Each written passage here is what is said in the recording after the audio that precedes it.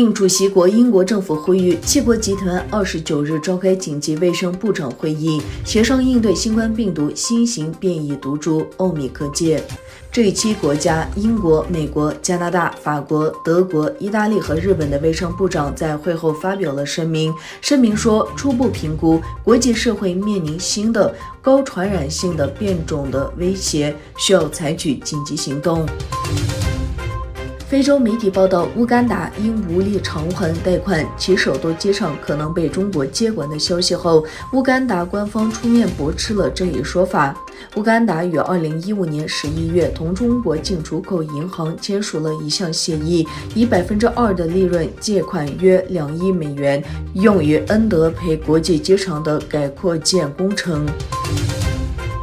围绕英法两国的渔业争端，法国方面29日给英国定下最后期限。法国欧洲事务部长克莱门策·伯恩当地时间29日对法国媒体说，如果从现在到12月10日还是没有什么大动作，我们将结束我们的对话。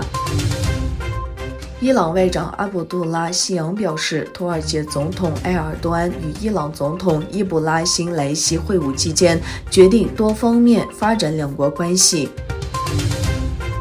中国国家主席习近平周一承诺以捐赠或支持当地生产的形式，向非洲提供10亿剂量的新冠疫苗，以填补非洲大陆遭受的疫苗真空或匮乏。据报道，习近平昨天在达喀尔郊外的一个中非合作论坛上以视频远程宣布了这一许诺。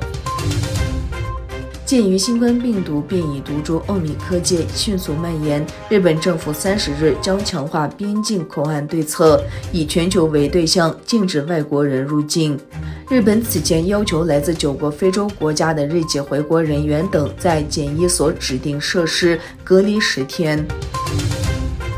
推特联合创始人兼首席执行官杰克·多尔西宣布离职。该公司确认，首席执行官帕拉格·阿嘎拉瓦尔将接替他并加入董事会，立即生效。多尔西说：“我决定离开推特，因为我相信公司已准备好从创始人那里继续前进。”